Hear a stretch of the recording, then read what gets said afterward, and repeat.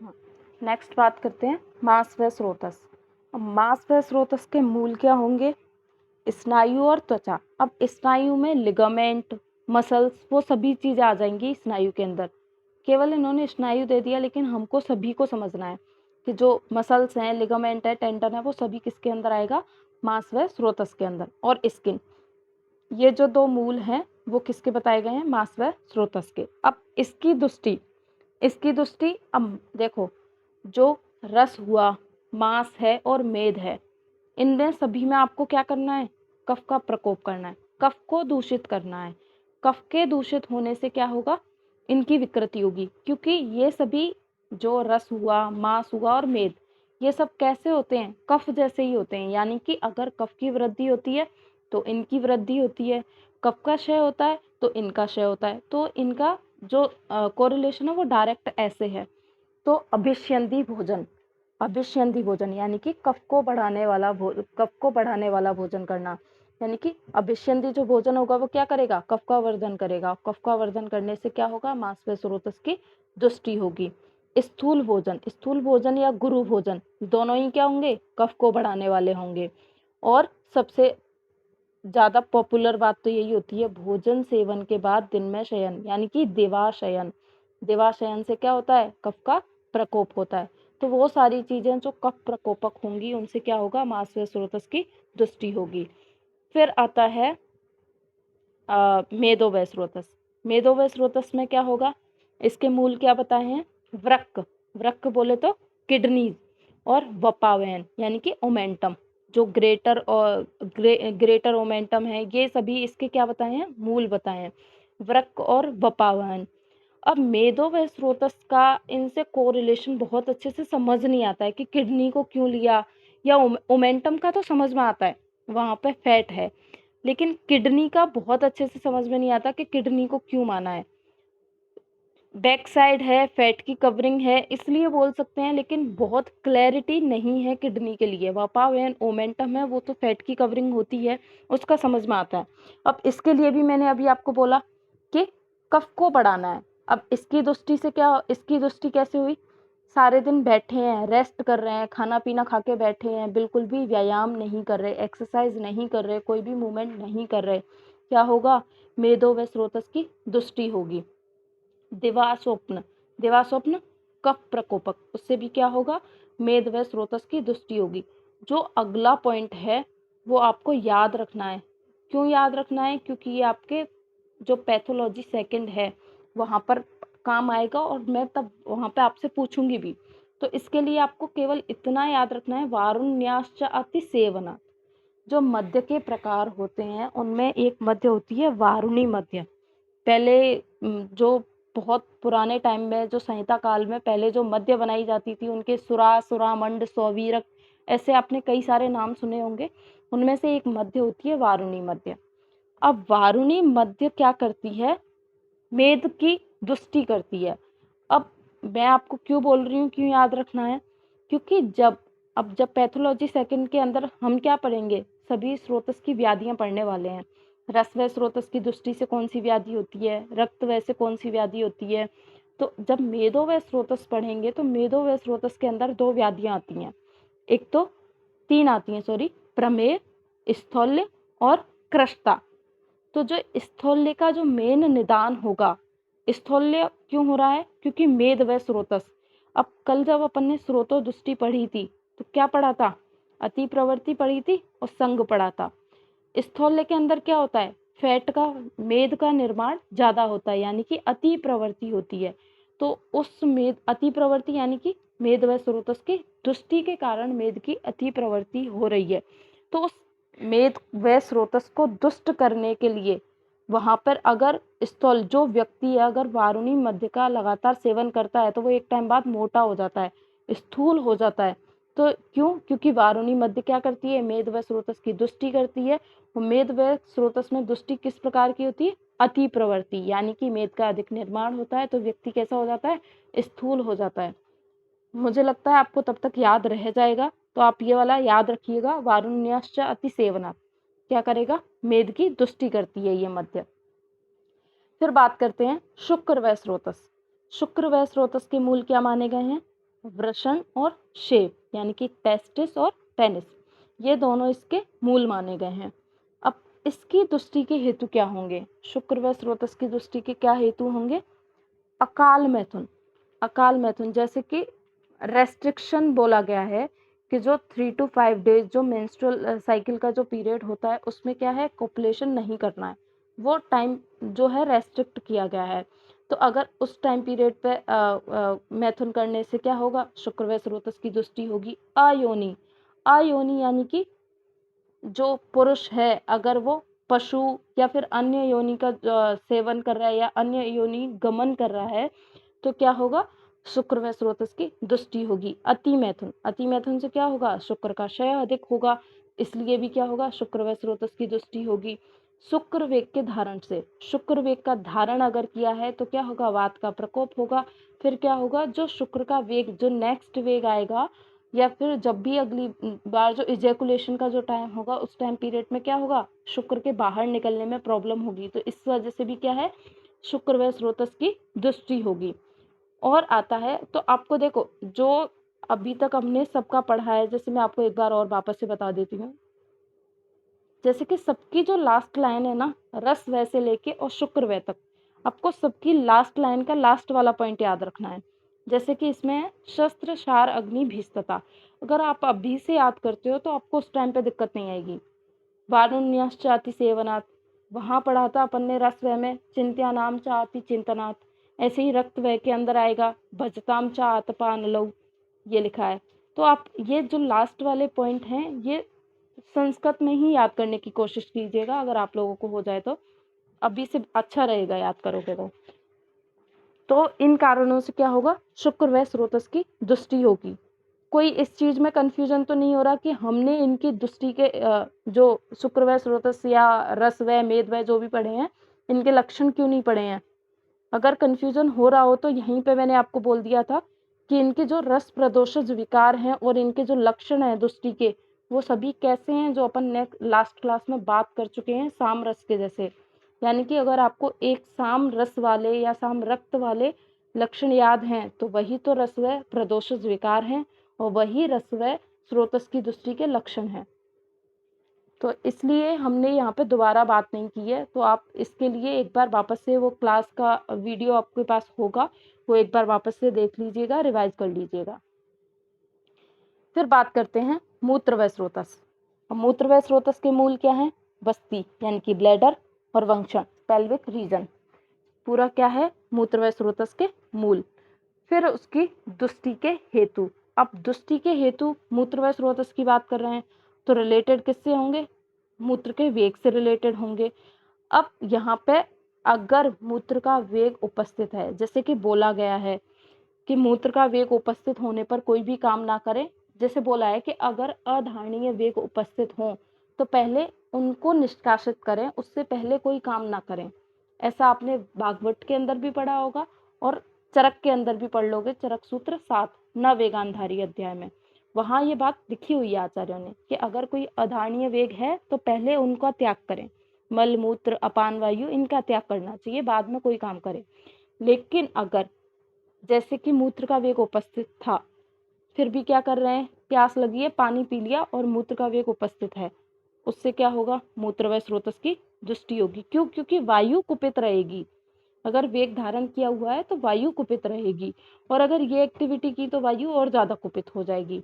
मूत्र वेग धारण कर भोजन कर लिया, मूत्र का वेग धारण करते हुए स्त्री सेवन कर लिया यानी कि मैथुन कर लिया, तो सारे काम अगर ऐसे कर रहे हैं जिनसे ऑलरेडी वायु प्रकोपित है और वायु कुपित हो रखी है, वायु कुपित हो रखी है यानी कि जो अपान वायु है वो अपने स्थान को छोड़कर ऊपर की ओर गमन कर गई।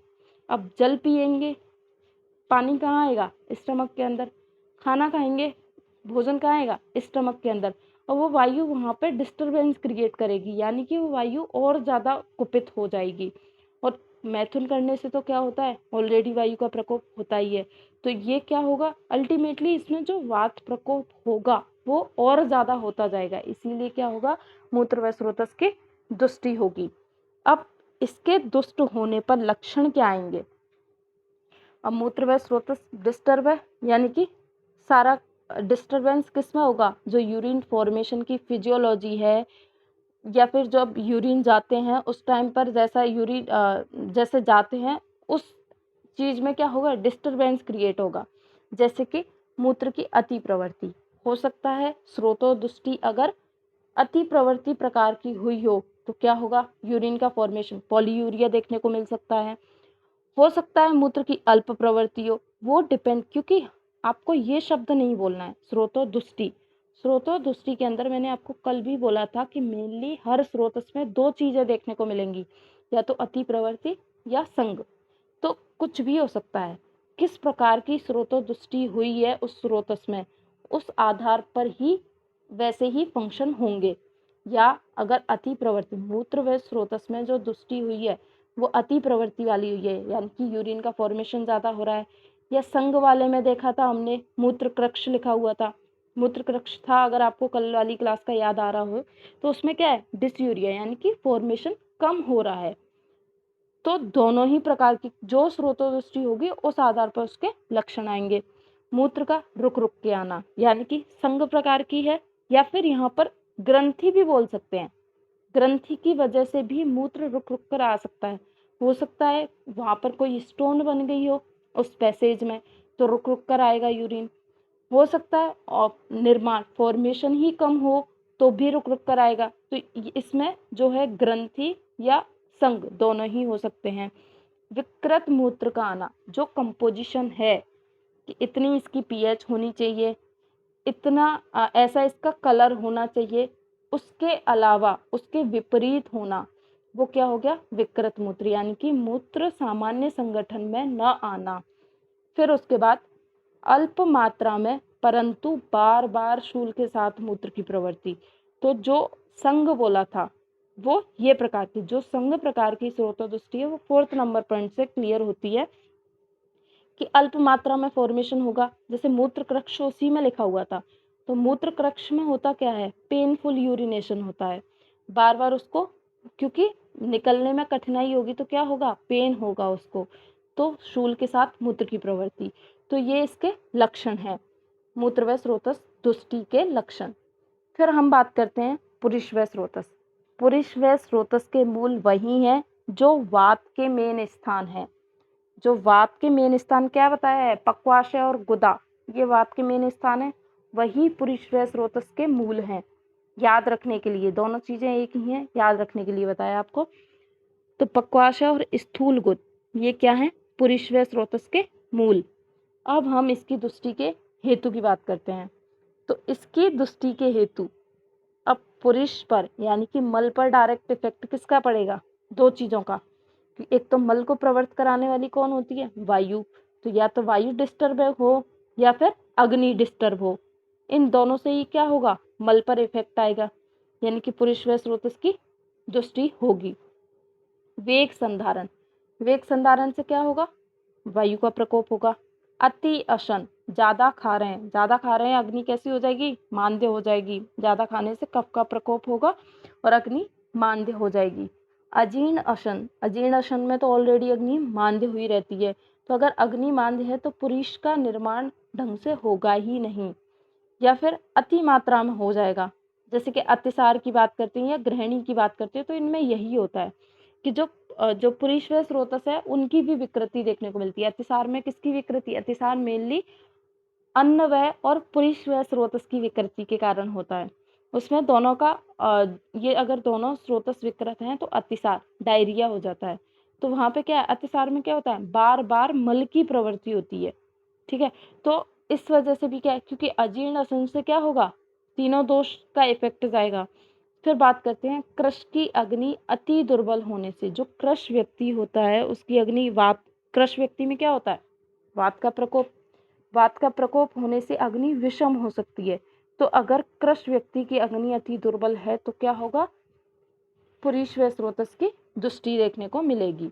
तो यहाँ पर आपको पुरुष व स्रोतस के अंदर याद रखना है या तो वायु या फिर अग्नि, क्योंकि प्रवर्त पुरुष को निकालने वाली अपान वायु और पुरुष को बनाने के लिए क्या होना चाहिए, अग्नि का ठीक होना आवश्यक है। तो दोनों अगर विकृत हैं अगर वायु को विकृत करने वाला काम किया है या अग्नि को विकृत करने वाला काम किया है तो क्या होगा, पुरीश्वय स्रोतस की दृष्टि देखने को मिलेगी। नेक्स्ट बात करते हैं इसके लक्षण। अगर पुरीश्वय स्रोतस की दृष्टि हुई तो क्या होगा, तो मल का कुछ भी हो सकता है।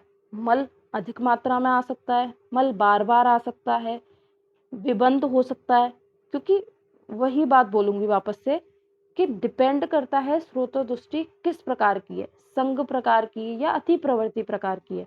अगर संग प्रकार की है तो क्या होगा, कृक्षता से मल की प्रवृत्ति होगी। अल्प मात्रा में फॉर्मेशन ही कम हो रहा है, जो मल का फॉर्मेशन ही अगर कम मात्रा में हो रहा है तो क्या होगा, मल भी अल्प मात्रा में आएगा। या फिर अपान वायु अपने स्थान पर नहीं है तो क्या है, प्रवर्त कराने के लिए कोई नहीं होगा तो भी क्या है, मल कम मात्रा में आएगा या आएगा ही नहीं, यानी कि विबंध वाली कंडीशन देखने को मिलेगी। शूल युक्त मल की प्रवृत्ति, अगर आधमान हो गया, आना हो गया तो वहां पर यानी कि वायु हद से ज्यादा कुपित हो गई तो क्या होगा, शूल युक्त मल की प्रवृत्ति होगी, उसको डिफिकेशन में प्रॉब्लम होगी। अति ग्रथित मल की प्रवृत्ति, मल का अधिक गांठदार निकलना। कैसे होता है, लंबे टाइम तक अगर किसी को कॉन्स्टिपेशन रहता है यानी कि वायु अधिक कुपित हो जाती है तो वायु क्या करती है, जो मल में स्थित जो जलीयांश है उसको सुखा देती है। सुखा देने के कारण मल जो होता है वो अधिक ग्रथित, अधिक गांठ वाला हो जाता है। तो हो सकता है वो भी हो, अतिग्रथित मल की प्रवृत्ति भी हो सकती है अगर पुरुषवय स्रोतस की दृष्टि है तो। और अति मात्रा में बार बार मल की प्रवृत्ति किसका प्रत्यात्म लक्षण है, ये अतिसार का प्रत्यात्म लक्षण है।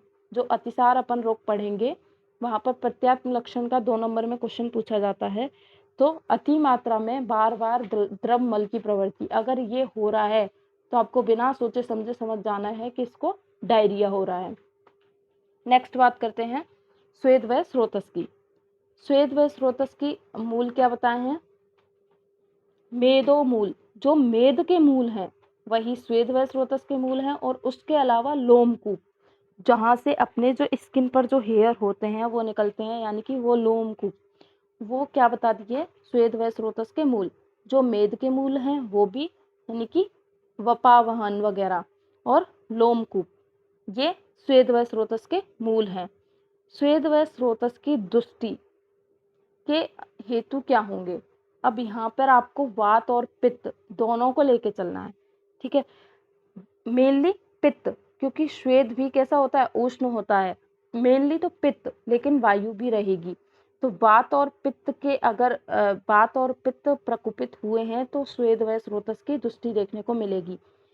यहाँ पर इसके हेतु इतने इंपॉर्टेंट नहीं है, आपको इसकी दृष्टि के लक्षण अच्छे से याद रखने हैं, क्योंकि स्वेद व स्रोतस की दृष्टि अपन कई सारी जो डिजीज पढ़ेंगे पैथोलॉजी सेकंड के अंदर, वहां पर ये सारे लक्षण कई सारी डिजीज में आएंगे, मेनली स्किन डिसऑर्डर के अंदर, ठीक है।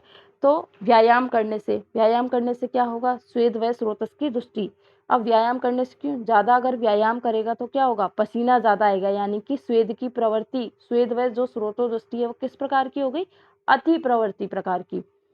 अति संताप यानी कि उष्णता से, अगर उष्णता, स्वेद भी कैसा उष्ण वाला, तो हो सकता है अगर जैसे कई बार क्या जनरली डेली होता है, अगर गर्मी में ज्यादा बैठे रहते हैं तो क्या होता है, पसीना ज्यादा आता है। ज्यादा पसीना ज्यादा गर्मी में रहने से क्या होगा, स्वेद व स्रोतस की दृष्टि होगी, क्योंकि वहां पर प्रवृत्ति अधिक हो जाएगी स्वेद की। अनुचित रूप से शीत व उष्ण आहार विहार का सेवन करने से, ये आपको पॉइंट अच्छे से याद रखना है। ये पॉइंट यूं याद रखना है कि शीत और ये वाला जो है, ये कुष्ठ जब पढ़ेंगे, विसर्प जब डिजीज पढ़ेंगे, उनके अंदर ये निदान होता है।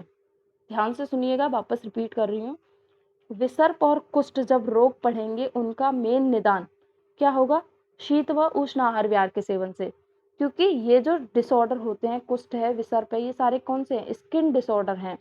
और जो स्वेद है उसका कोरिलेशन स्किन से होता है, क्योंकि स्वेद जो है वो निकलता कहाँ से, स्किन के थ्रू ही तो बाहर निकलता है।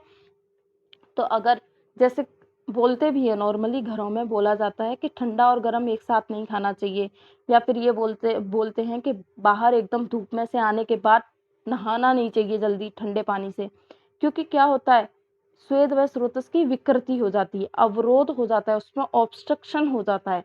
ठंडा गर्म एक साथ प्रयोग करते हैं तो उसकी वजह से, जैसे उष्ण की वजह से अगर अति प्रवृत्ति हुई तो ज़्यादा ठंड में अगर अपन होते हैं तो वहाँ पे क्या होता है, कॉन्स्ट्रक्शन होता है, वहाँ पे कॉन्ट्रैक्शन हो जाता है, अवरोध हो जाता है, ऑब्स्ट्रक्शन आ जाएगा, जो स्वेद व स्रोतस है वो प्रॉपर काम नहीं कर पाएगा, उसकी दुष्टि हो जाएगी और उसकी दुष्टि होने से क्या होगा, स्किन के विकार हो जाएंगे। इसीलिए स्वेद व स्रोतस की दुष्टि के जो शीत और उष्ण का एक साथ सेवन नहीं करना चाहिए। क्रोध, शोक और भय के कारण क्या होगा, पित्त दूषित होगा और पित्त दूषित होकर क्या करेगा, स्वेद व स्रोतस को दूषित करेगा। फिर बात करते हैं स्वेद व स्रोतस के दुष्टि के लक्षण। अब ये लक्षण थोड़ा आप ध्यान से सुनिएगा। ये जो दोनों फर्स्ट और सेकंड जो पॉइंट है, ये क्या है, अभी अभी सुन लोगे तो आपको बाद में भी याद रहेगा। ये दोनों हैं कुष्ठ के पूर्व रूप। जो कुष्ठ व्याधि पढ़ेंगे उसके पूर्व रूप के अंदर ये दोनों आते हैं, स्वेद की अप्रवृत्ति और स्वेद की अति प्रवृत्ति। अब जब पैथोलॉजी सेकंड पढ़ते हैं तो कई लोगों का तब तक ये पहले वाला ये भूलते जाते हैं, तो जब भी वहाँ पूर्व रूप आते हैं तब वहाँ लोगों को डाउट आता है कि एक ही व्याधि के ये दोनों पूर्व रूप कैसे हो सकते हैं। एक ही व्याधि में हम ये दोनों बात कैसे कह सकते हैं कि या तो इसको पसीना बिल्कुल नहीं आएगा या ज़्यादा आएगा, तो वहाँ पर तब यहाँ से कोरिलेट नहीं कर पाते हैं कई लोग। तो आपको याद रखना है कि अगर स्वेद व स्रोतस में संग हो गया, अवरोध हो गया, तो कुष्ठ के पूर्व रूप के अंदर पसीना नहीं आएगा, क्योंकि जो कुष्ठ व्याधि है वहाँ पर स्वेद व स्रोतस का इन्वॉल्वमेंट होगा। स्वेद व स्रोतस को आपको याद रखना है स्किन से कोरिलेट करके, और कुष्ठ भी स्किन डिसऑर्डर है। तो स्वेद की अप्रवृत्ति कब होगी, जब स्वेद व स्रोतस में जो स्रोतोदुष्टि होगी वो संग प्रकार की हो, और अगर वही स्रोतोदुष्टि अति प्रवृत्ति प्रकार की हुई तो क्या होगा, वहाँ पर पसीना ज़्यादा आएगा। मैं वहाँ पूछूंगी जब आप वहाँ पर डिजीज पढ़ेंगे कि मैंने ये कहाँ बताया था, तो आप लोगों को याद रखना है स्वेद की अप्रवृत्ति और अति प्रवृत्ति दोनों ही होती हैं कब, जब स्वेद व स्रोतस की दुष्टि होती है तो, और ये दोनों ही किसके पूर्व रूप हैं, कुष्ठ के। फिर त्वचा का परुष व कठिन होना। अब नरिश होती है, जो नॉर्मल जो अपने को जितना पसीना आना चाहिए उससे नरिशमेंट होता है अपनी स्किन का, अगर पसीना बिल्कुल नहीं आ रहा तो स्किन कैसी हो जाएगी, ड्राई और रफ हो जाएगी। पसीना बहुत ज़्यादा आएगा तो कैसी हो जाएगी, अति सुलक्षण और चिपचिपी, पूरे टाइम बॉडी कैसी रहेगी, चिपचिपी रहेगी। और पसीना ज़्यादा आएगा यानी कि पित्त बढ़ा हुआ है तो बॉडी में क्या होगा, दाह होगा और लोमहर्ष गूजबम्स ज़्यादा होंगे, क्योंकि पसीना आएगा तो उस टाइम पे तो क्या, जब भी पसीना आता है तो क्या बोलते हैं, कूलिंग होती है। अपन नॉर्मल जब फिजियोलॉजी बात करते हैं तो क्या बोलते हैं कि पसीना क्यों आता है, अपना टेम्परेचर मेंटेन करने के लिए। तो पसीना आने से पहले बॉडी का टेम्परेचर एकदम बढ़ जाएगा, फिर बाद में और आने के बाद बॉडी का टेम्परेचर डाउन होगा, तो उससे क्या होगा, गूज बम्स तभी तो होते हैं जब टेम्परेचर में डिफरेंस हो, तो गूज बम्स होंगे, तो लोमहर्ष होगा। तो ये इसकी दृष्टि के इतने सारे नहीं, आपको केवल ये 2-3 याद रखने हैं। एक तो अप्रवृत्ति अति प्रवृत्ति तो आपको याद रखना ही रखना है, बाकी ये 3 और 4 जो पॉइंट लिखे हुए हैं ये भी याद रखिएगा। फिर उसके बाद ये आपके जो फर्स्ट चैप्टर का लास्ट टॉपिक है, तो ये भी हम आज ही पढ़ेंगे, छोटा टॉपिक है। इसके बाद हम सेकंड चैप्टर स्टार्ट करेंगे और आपको क्वेश्चंस बता दिए जाएंगे कि फर्स्ट चैप्टर से कहाँ से क्या क्वेश्चन आते हैं, वो भी मैं आप लोगों से डिस्कस कर लूँगी। तो ये अपना लास्ट टॉपिक है फर्स्ट चैप्टर का। ख वैगुण्य और स्रोतोदुष्टि, ये जो क्वेश्चन है 5 नंबर में पूछा जाता है आपके सेकेंड ईयर के एग्जाम में, कई बार आया हुआ है 5 नंबर के अंदर, ख वैगुण्य और स्रोतोदुष्टि। अब ख वैगुण्य और स्रोतोदुष्टि होता क्या है, ख मतलब, ख का मतलब आकाश, आप लोगों ने फर्स्ट ईयर में पढ़ा होगा, ख बोलते हैं हम आकाश, और आकाश मतलब खाली स्पेस। तो ख वैगुण्य कहाँ होगा, जहाँ भी खाली स्पेस होगा वहाँ ख वैगुण्य होगा। तो ख का मतलब तो क्या हुआ, ख अर्थात आकाश युक्त स्थान, और वैगुण्य मतलब विकृति होना, जहाँ पर खाली स्पेस है। अब ख वैगुण्य का आप सीधा सीधा ये समझिए कि दोष का संचय हो रहा है धीरे धीरे, फिर दोष प्रकुपित हो रहे हैं। प्रकुपित होना मतलब कि दोष अपने स्थान से ओवरफ्लो कर रहे हैं, यानी कि निकलना चालू हो गए। प्रसर मतलब दूसरी जगह वो पहुंच गए। अब पहुंचेंगे वो रुकेंगे कहाँ, अब दोष हैं वात पित्त कफ, रुकेंगे कहाँ, जहाँ उन्हें खाली स्पेस मिलेगा वहीं दोष रुक जाएंगे, और जहाँ दोष रुक गए वहीं क्या होगा, वैगुण्य। ख मतलब खाली स्पेस में विकृति होना ही क्या हुआ, ख वैगुण्य। और ख वैगुण्य हुआ किस वजह से, दोष की वजह से। प्रकुपित दोषों के अपने स्थान से निकलकर दूसरे खाली स्पेस में आ जाना ही क्या हुआ, ख वैगुण्य। एक लाइन में समझने के लिए इतना याद रखिएगा। अब ये जो कोटेशन है इसका मतलब क्या है कि अगर दोष कुपित होते हैं तो कुपिता नाम ही दोषाणाम शरीरे परिधावतम। दोष कुपित होकर शरीरे परिधावतम, पूरी बॉडी में क्या करते हैं, घूमते हैं, चक्कर लगाते हैं। और जहां भी उन्हें खाली स्पेस मिल जाता है ख, तो वहीं वो क्या कर देते हैं, ख वैगुण्य विकृति उत्पन्न कर देते हैं। तो इसको आपको ये हिंदी जो लिखी हुई है इसको थोड़ा ध्यान से समझिएगा। क्या पहले हमको ख वैगुण्य कराने के लिए क्या करना है, दोष का प्रकोप कराना है।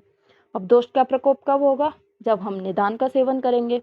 तो हमने क्या किया, अहितकर आहार विहार के विशेष अंश के सेवन से।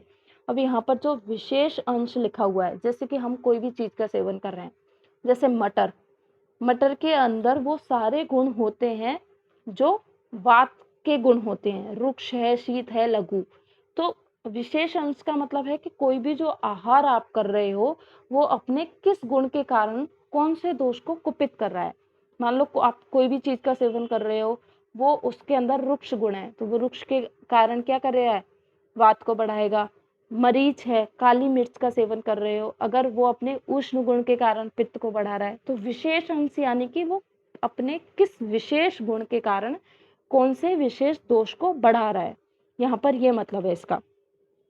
तो अगर अहितकर आहार विहार का सेवन किया और उसके सेवन से क्या हुआ, दोष प्रकुपित हुए, ठीक है, तो क्या होगा, ख वैगुण्य। ख वैगुण्य यानी कि स्रोतस में विकृति, यानी कि खाली स्पेस में विकृति। अब वो विकृति हुई क्यों, वो बात लिखी हुई है यहाँ पर कि दोष भ्रमण करते हुए स्रोतस में रुक जाते हैं।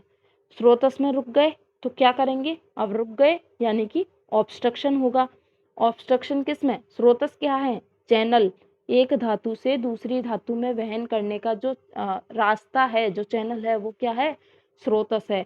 अगर ये वहां पर आ गए, कुपित हुए दोष वहां पर रुक गए, तो क्या करेंगे वो, ऑब्स्ट्रक्शन किस चीज के अंदर, धातु के परिवहन, यानी कि एक धातु से दूसरी धातु के निर्माण में ये क्या करेंगे, बाधा उत्पन्न करेंगे, ऑब्स्ट्रक्शन करेंगे। तो क्या होगा, रोग की उत्पत्ति होगी। तो अल्टीमेटली ख वैगुण्य से क्या होगा, रोग की उत्पत्ति होगी। स्रोत दृष्टि से क्या होगा, रोग की उत्पत्ति होगी।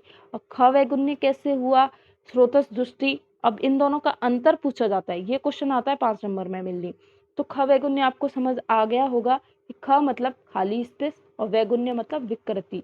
और हमेशा शरीर में आयुर्वेद के अकॉर्डिंग अगर हम बात करते हैं कि कोई भी विकृति होती है तो वो हमेशा दोष के आधार पर ही होती है, दोष के कारण ही होती है। तो अगर दोष कुपित हैं, वो खाली स्पेस में जाके रुकेंगे, रुकेंगे तो ऑब्स्ट्रक्शन करेंगे, ऑब्स्ट्रक्शन करेंगे तो धातुओं का निर्माण नहीं होगा, तो रोग उत्पन्न हो जाएगा। अब जैसे कि इसमें लिख दिया है एग्जाम्पल, वृक्काश्मरी में, यानी कि जो स्टोन होती है उसमें क्या होता है, अवरोध होता है, किसके अंदर, मूत्र मार्ग के अंदर। वृक्क अश्मरी में, अश्मरी यानी कि स्टोन के द्वारा मूत्र मार्ग में अवरोध होता है, तो क्या होता है, वो यूरिन बाहर तो निकल नहीं पाता है, वो किडनी में ही क्या होने लगता है, एकत्रित होने लग जाता है। तो इसको भी क्या बोल दिया कि विकृति किसने की, अश्मरी ने, ऑब्स्ट्रक्शन किया किसमें, यूरिन के बाहर निकलने में। तो ये भी क्या होगा, यानी कि वो जो पाइप हैं जिनसे यूरिन बाहर निकल रहा है, मैं एक तरह से यही बोल रही हूँ कि यूरिन जिस ट्रैक के थ्रू बाहर निकल रहा है वो खाली स्पेस था, इसलिए यूरिन को फ्लो होने के लिए स्पेस मिल रहा है और वो बाहर निकल पा रहा है। लेकिन वहाँ स्टोन आ गई, यानी कि ख वैगुण्य हो गया, ऑब्स्ट्रक्शन हो गया, तो क्या होगा, फ्लो में दिक्कत आएगी। फ्लो में दिक्कत आएगी तो बाहर फ्लो ना होके उसका बैक फ्लो होने लगेगा, यानी कि वो किडनी में ही जमा होने लगेगा, एग्जाम्पल के तौर पर। अब नेक्स्ट बात करते हैं इम्पोर्टेंट, जो कि एग्जाम में पूछा जाता है, ख वैगुण्य और स्रोतो दुष्टि, इनमें अंतर कैसे करते हैं। बहुत ज्यादा अंतर है नहीं इनमें, बस थोड़ा सा अंतर है। जैसे कि षट क्रिया काल की जो 6 अवस्थाएं हैं, बस उन्हीं के बेस पर मेन अंतर समझ में आता है। जैसे कि बात करते हैं, स्रोतसों में स्थित धात्व अग्नि के दुष्ट होने से स्रोतसों के सामान्य कर्मों में क्या आएगी, विषमता आएगी। यानी कि जब ख वैगुण्य होगा, ख वैगुण्य के अंदर केवल आपको क्या समझना है, ख वैगुण्य में दोष उस स्थान पर आए हैं। ध्यान से सुनिएगा, वापस रिपीट कर रही हूँ, ख वैगुण्य में दोष उस स्थान पर आए हैं और स्रोतो दृष्टि में क्या हुआ है, बहुत बहुत कम अंतर है इनके अंदर। स्रोतो दृष्टि में वो जो दोष वहां पर आकर स्थित हुए हैं, उन्होंने क्या किया है, अवरोध किया है। बहुत कम डिफरेंस है। देखिए कि दोष वहां आ गए, दोषों ने आके क्या किया, धातुओं की अग्नि को डिस्टर्ब किया। धातुओं की अग्नि को डिस्टर्ब किया यानी कि एक धातु से दूसरी धातु का निर्माण नहीं हो रहा। और स्रोतो दृष्टि में ऑब्स्ट्रक्शन हुआ। जो यहाँ पर अवरोध की बात की थी वो क्या है, स्रोतो दृष्टि है कि धातुओं का उत्तरोत्तर, अब ऑब्स्ट्रक्शन होगा तभी तो एक धातु से दूसरी धातु का निर्माण नहीं होगा। यह प्रारंभिक अवस्था है। कोई भी रोग स्टार्ट होना होता है तो सबसे पहले ख वैगुण्य होता है। ख वैगुण्य यानी कि जो दोष हैं अपने स्थान से निकलकर दूसरी जगह जाकर खाली स्पेस में रुक रहे हैं, और रुक के लंबे टाइम तक अगर वो वहीं रुके रहे तो क्या करेंगे, रोग उत्पन्न करेंगे। यानी कि अगली लाइन सुनिएगा ध्यान से, ख वैगुण्य में रोग के लक्षण अपन को दिखाई नहीं देने लगेंगे, केवल फील होगा कि हम बीमार होने वाले हैं। और जो स्रोतो दृष्टि अगर हो जाएगी तो वहां पे अपन को क्या होने लगेगा, वहां पर रोग के लक्षण भी दिखाई देने को लगेंगे। ठीक है, तो यह प्रारंभिक अवस्था है, रोग की प्रारंभिक अवस्था है। जैसे कि बुखार आना होता है तो बुखार आने से पहले क्या होता है, हल्का हल्का सा बॉडी एक होता है, थकावट सी महसूस होती है, लेकिन बुखार नहीं आता है। तो ये नहीं पता चलता है कि हमें बॉडी एक यूं हो रहा है कि बुखार आने वाला है। तो बॉडी एक तो क्या हो गया, बुखार की प्रारंभिक अवस्था यानी कि ख वैगुण्य। और उत्तर अवस्था जिसमें बुखार व्यक्त हो गया, जिसमें संताप पूरे शरीर में हो गया, वो क्या हो गई, उत्तर अवस्था यानी कि बाद में उत्पन्न होता है। दोष प्रकोपक आहार विहार से ख वैगुण्य होता है। अब इस पॉइंट में भी बहुत कम डिफरेंस है। दोष प्रकोपक आहार विहार किया, ख वैगुण्य हुआ। अगर उसी दोष को प्रकोप करने वाले निदानों का अति सेवन, लंबे टाइम तक अगर सेवन कर रहे हैं तो क्या होगा, उस दोष का वो स्रोतो दृष्टि हो जाएगी। क्योंकि ख वैगुण्य की अगली ही अवस्था क्या है, स्रोतो दृष्टि। ख वैगुण्य में क्या हो रहा है, दोष उस स्थान पर आ रहे हैं। स्रोतो दृष्टि में क्या हो रहा है, वहां पर अवरोध हो गया जिससे एक धातु से दूसरी धातु का निर्माण नहीं हो रहा। क्लियर होने चाहिए आपको ये 2 पॉइंट। तो यहाँ पे तो केवल आहार विहार दोष प्रकोपक है, उनका सेवन कर रहे हैं तो ज्यादा टाइम तक सेवन नहीं किया तो ख वैगुण्य, लेकिन अगर लंबे टाइम तक सेवन किया तो क्या होगा, स्रोतो दृष्टि होगी। अब जैसे अभी मैंने बोला, षट क्रिया काल से इसका कोरिलेशन करेंगे अपन। संचय, प्रकोप और प्रसर, इन तीनों अवस्थाओं में, इन तीनों के कारण तो क्या होगा, ख वैगुण्य। क्योंकि संचय यानी कि दोष धीरे धीरे बढ़ा, प्रकोप अपने स्थान से निकलना स्टार्ट हुआ, प्रसर दूसरे स्थान पर पहुंच गया। तो दूसरे स्थान पर पहुंचना ही क्या हो गया, ख वैगुण्य। तो अगर ये 3 स्टेज हो रही हैं यानी कि दोष का प्रसरा अवस्था तक आना जरूरी है, किसके लिए, ख वैगुण्य के लिए। अगर दोष अपनी प्रसर अवस्था तक आ चुका है, फैलने तक आ चुका है तो ख वैगुण्य होगा। लेकिन अगर दोष अपनी स्थान संश्रय की अवस्था में पहुंच गया, अब स्थान संश्रय जो षट क्रिया काल की चतुर्थ अवस्था होती है, स्थान संश्रय में क्या होता है, दोष दूसरे सम्मूर्छना होती है। जो दोष हैं, वात पित्त कफ कोई भी हो सकता है, दूष्य यानी कि जिस स्थान पर आया है, जिस धातुओं के पास आया है, दूष्य हम किसको बोलते हैं, धातुओं को बोलते हैं। तो जिस धातुओं के पास आया है या जिन स्रोतस के पास आया है, उनके साथ सम्मूर्छना यानी कि दोष जब दूष्य को विकृत करने लग जाएंगे तो क्या होगी, स्रोतो दृष्टि होगी। और दोष दूष्य सम्मूर्छना कौन सी स्टेज में होती है, षट क्रिया काल की स्थान संश्रय चतुर्थ अवस्था में दोष दूष्य सम्मूर्छना होती है। तो जो पहले वाली 3 अवस्था हैं, संचय, प्रकोप, प्रसर, इनके कारण ख वैगुण्य होगा। और स्थान संश्रय तक अगर पहुंच गया है तो क्या होगा, स्रोतो दृष्टि उत्पन्न होगी ही होगी। फिर बात करते हैं प्रारंभिक अवस्था होने के कारण। जैसे अभी मैंने बोला था, एकदम व्यक्त लक्षण नहीं आएंगे, जैसे फीवर की बात की थी, बॉडी एक हो रहा है लेकिन मेन कॉज नहीं पता क्यों हो रहा है। जब फीवर आएगा तब हम समझेंगे अच्छा कल इसलिए पेन हो रहा था कि आज हमें बुखार आया है। तो प्रारंभिक अवस्था होने के कारण कोई लक्षण इसमें व्यक्त नहीं होता, व्याधि का मेन लक्षण व्यक्त नहीं होगा, और स्रोतोदृष्टि होने पर क्या होगा, लक्षण व्यक्त होंगे। यानी कि अब पता चलेगा कि संताप हो रहा है, बॉडी में संताप हो रहा है, यानी कि उसको ज्वर उत्पन्न हो चुका है।